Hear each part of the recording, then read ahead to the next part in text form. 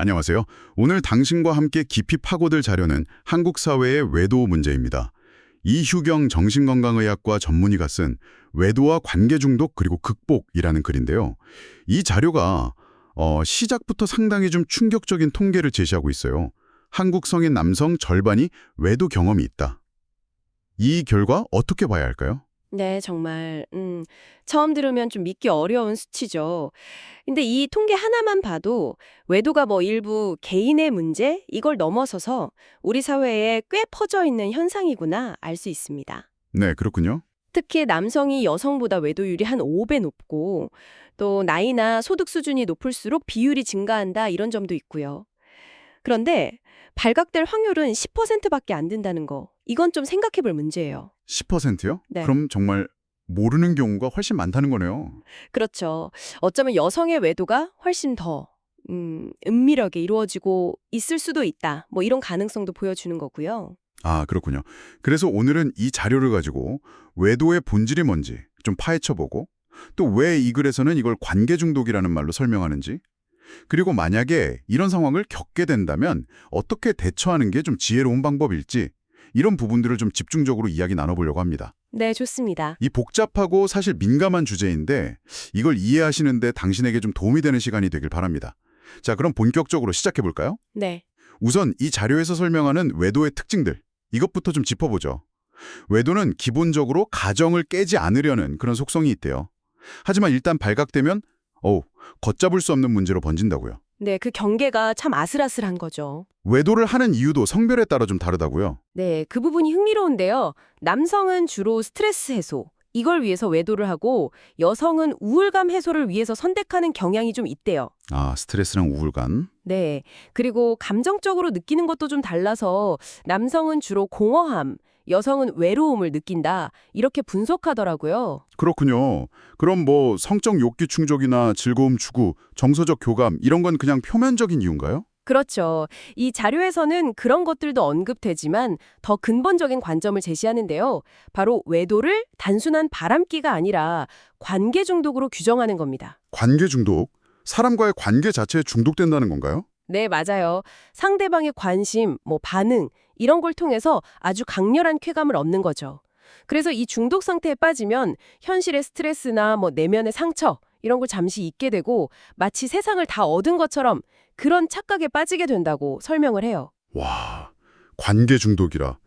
이걸 설명하려고 알코올 중독이나 도박 중독이랑 비교하는 부분이 있잖아요. 그게 참 인상 깊었어요. 아, 네네. 알코올은 건강 망치고 도박은 재산 날리는데 관계 중독은 인간관계 자체를 파괴하니까 어쩌면 가정 치명적일 수 있다.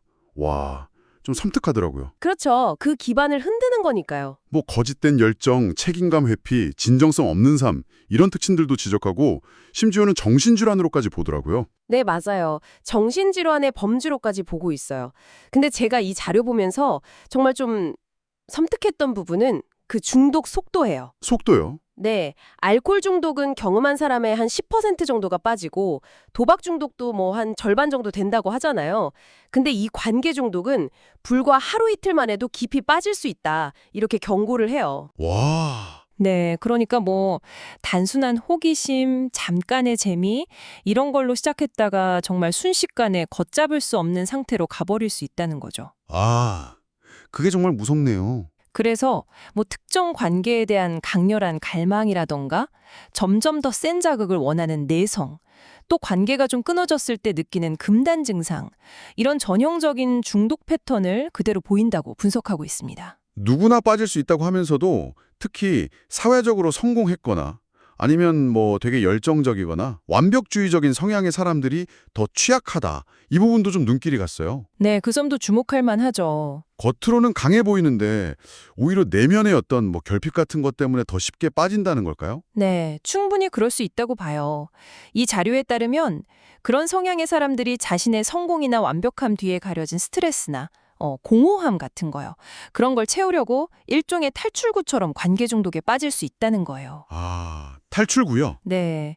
그래서 강박적인 습관처럼 관계에 매달리게 되고 더 강렬한 감정적인 자극을 찾게 되고 또 관계가 잠깐이라도 좀 소원해지면 극심한 불안을 느끼고 이런 악순환에 빠지기 쉽다고 설명합니다. 그렇군요.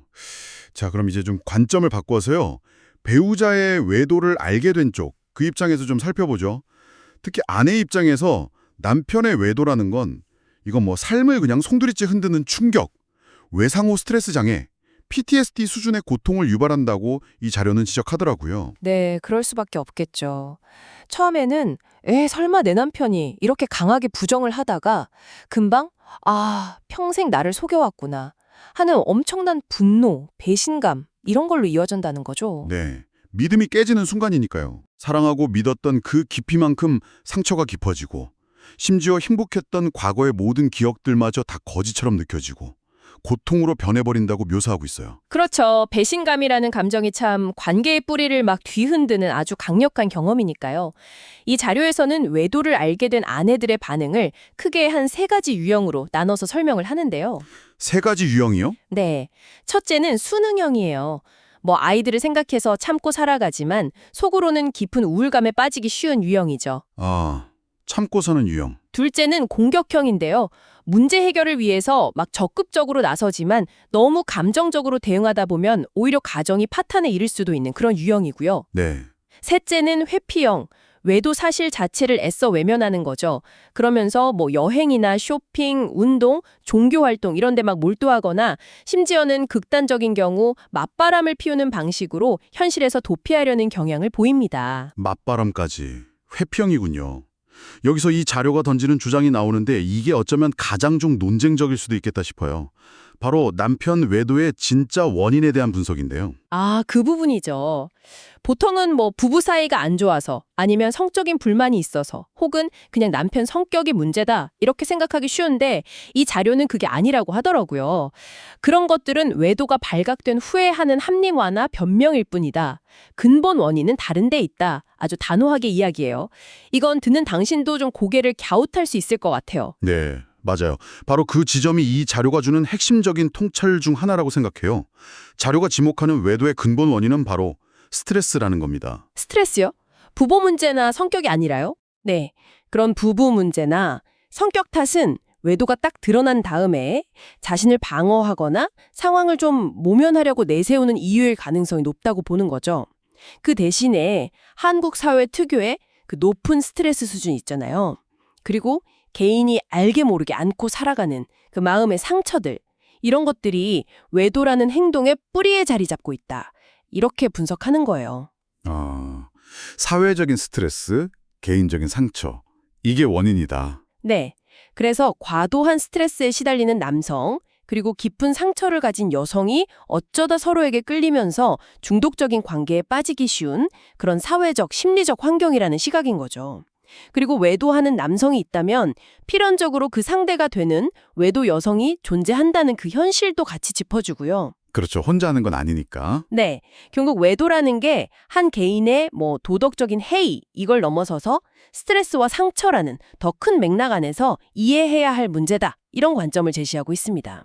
그렇군요. 그럼 이렇게 충격적이고 복잡한 외도 문제에 딱 부딪혔을 때 어떻게 대처하는 게 현명할까요?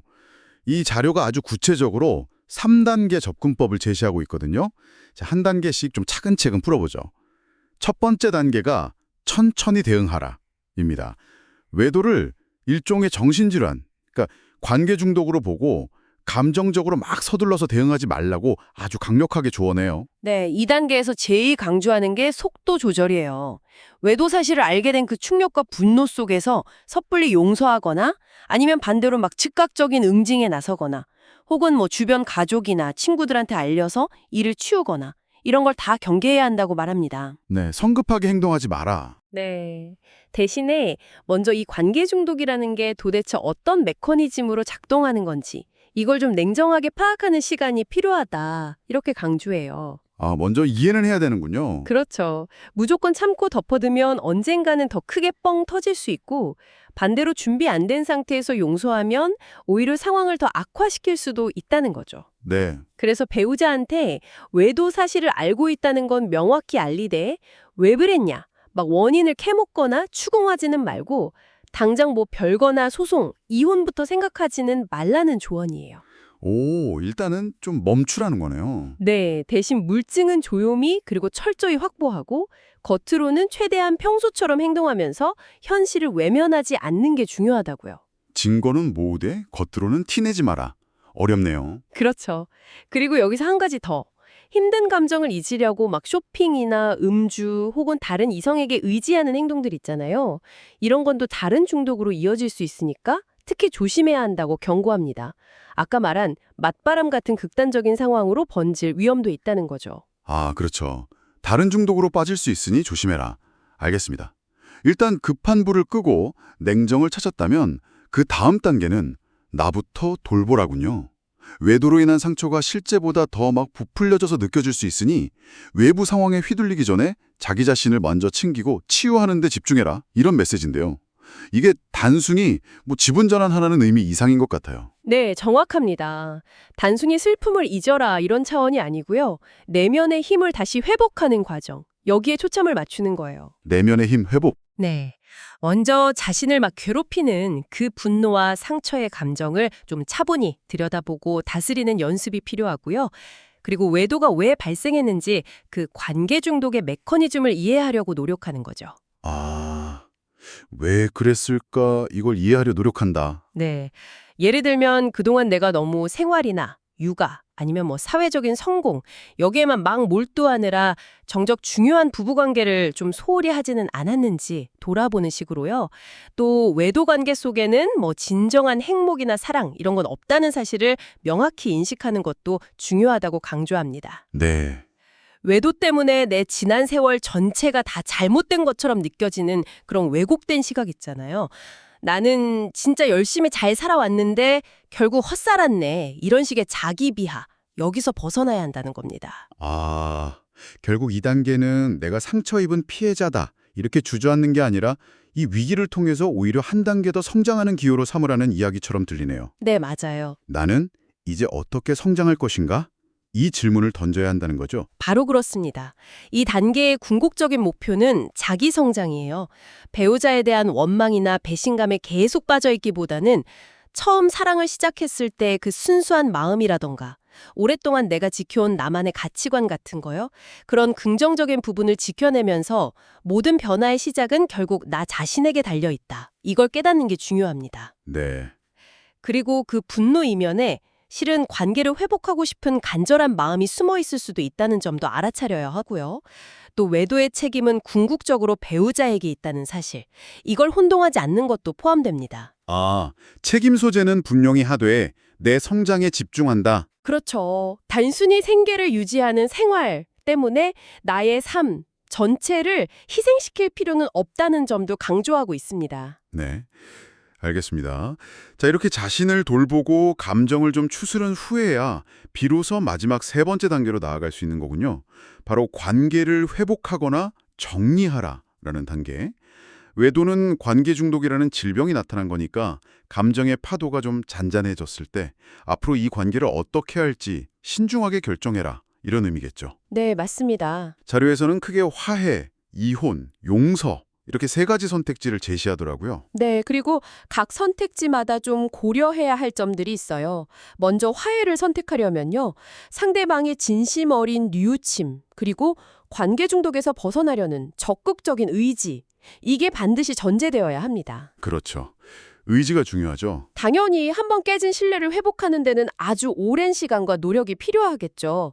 하지만 이 고통스러운 갈등을 두 사람이 함께 잘 극복해낸다면 이전과는 비교할 수 없는 더 깊고 진정한 사랑에 이를 수도 있다. 이렇게 이 자료는 이야기해요. 와, 더 깊은 사랑이요. 두 번째, 이혼은 혼자서도 경제적으로나 정서적으로 살아갈 수 있는 준비가 되었을 때 그때 당당하게 선택할 수 있는 길입니다. 네, 준비가 필요하군요. 이때 중요한 건 헤어지는 과정에서 배우자나 그 외도 상대를 일방적인 악인으로 만들 필요는 없다는 점이에요. 아, 악인으로 만들지 마라. 네, 그렇게 하는 것이 결국 자기 자신에게도 상처로 돌아올 수 있다는 거죠.